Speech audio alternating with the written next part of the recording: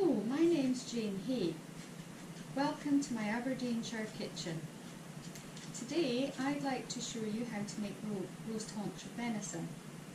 We're going to be using Roe Deer Venison, and Roe Deer is a native deer to the UK. It's quite a small deer, and this one has been locally sourced. The haunch is from the top of the leg area, the equivalent to the rump, and you can see that I've already seasoned it with a bit of salt and pepper. Next I'm going to sear it in some hot rapeseed oil before going on to cook it wrapped in bacon for around an hour. I'm going to heat up my pan and I'm going to pop in some rapeseed oil.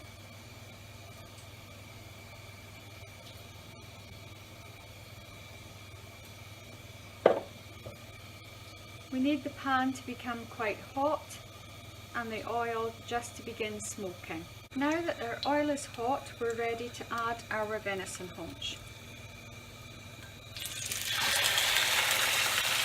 We want to make sure it's well seared on both sides. That's just looking lovely. So now that we've ground off our haunch, we're ready to prepare it for roasting in the oven. So what I like to do is wrap it in tin foil and pop it in a large roasting dish. So I've pulled together some tin foil a little bit earlier. So if you line your dish with tin foil, 2 long pieces crossways, and then we can take our venison haunch and we can pop it on the roasting tray, like so. Doesn't that look great? So now what we're going to do is pop this pan to one side and keep hold of it, because these juices we're going to use later on when we make our red currant sauce.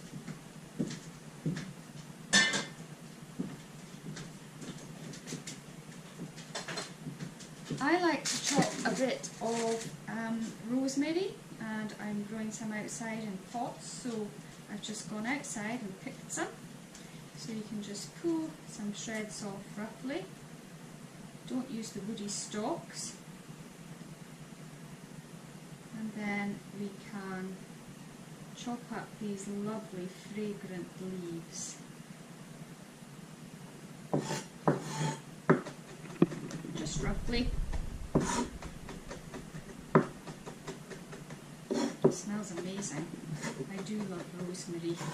I don't like to be too heavy-handed with it though, or it can be overpowering, and Roe venison is particularly light and delicate.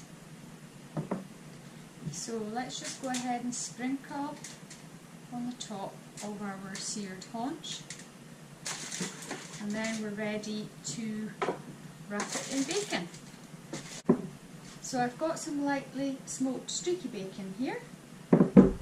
Well, the bacon's going to make sure that the haunch remains succulent and moist.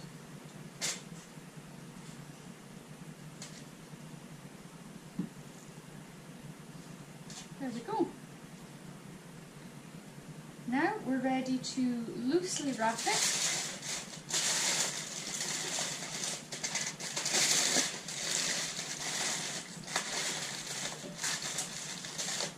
Like so.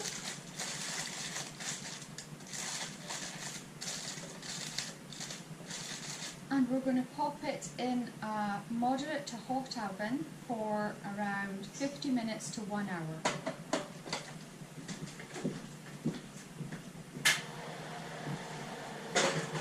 So while your haunch is roasting, we can get on with the potatoes.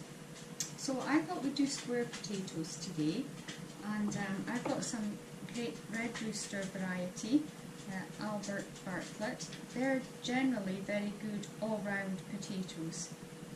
So I would typically allow 2 to 3 small to medium sized potatoes per portion. And what I usually do is I would just chop these into square shapes basically. So just slicing through the potato, maybe allowing 5 centimetres across.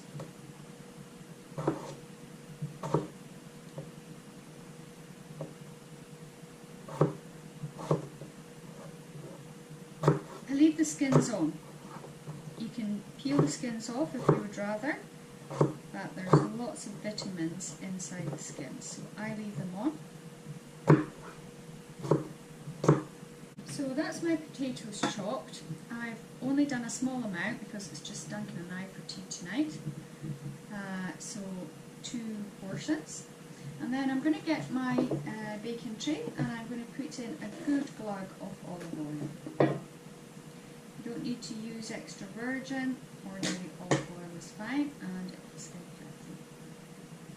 So next you're going to heat up the olive oil in the oven.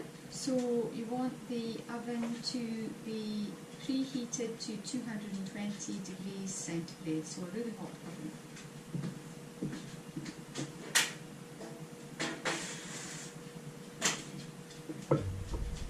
We're going to preheat the oil just for a few minutes. So now we're ready to add our potatoes to the hot oil.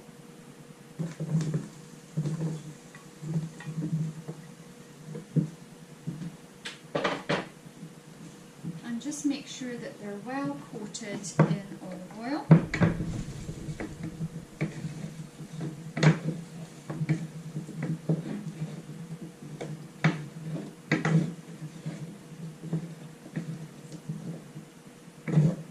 So, these potatoes are looking good.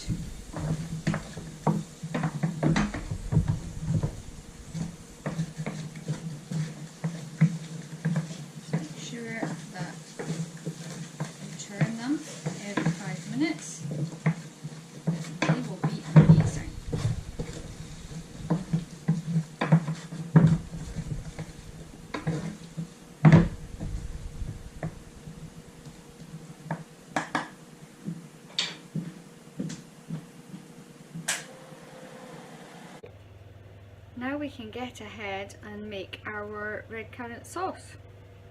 So if you want to turn the heat on, I've already poured out some of the excess oil from the pan. So we're going to whack the heat up and we are going to add in 1 UK cup of our demi-glace that we made earlier. And then what I'm going to do is I'm going to pop in 1/3 of a cup of some red wine. And I'm using some of the Rioja that I'm enjoying this evening while I'm making this meal.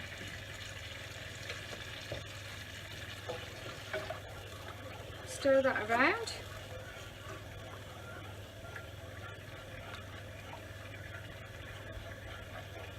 It smells amazing. And I'm just going to leave that bubbling away for a few minutes. So in go the juices. My sauce is now looking good and I'm going to pass it through a fine sieve.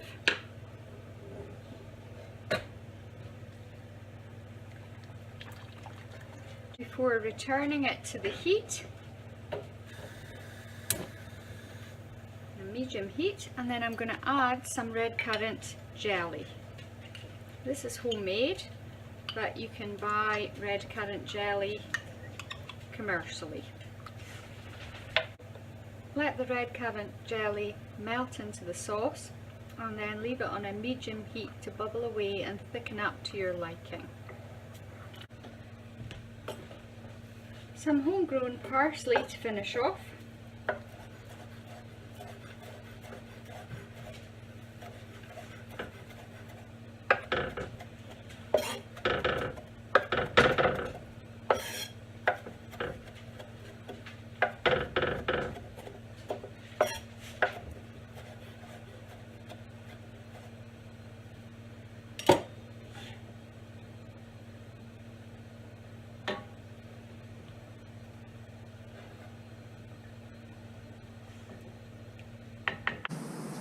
think we're ready to carve our venison now. And remove the bacon.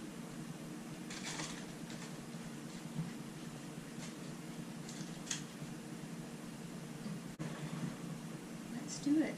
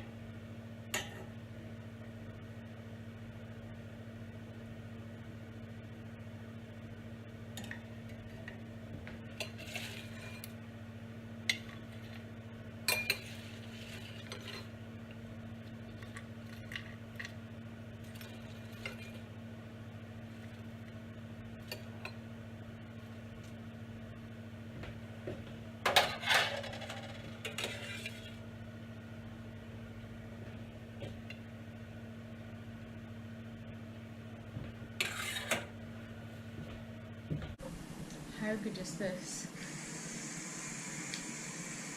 Local produce, simply cooked.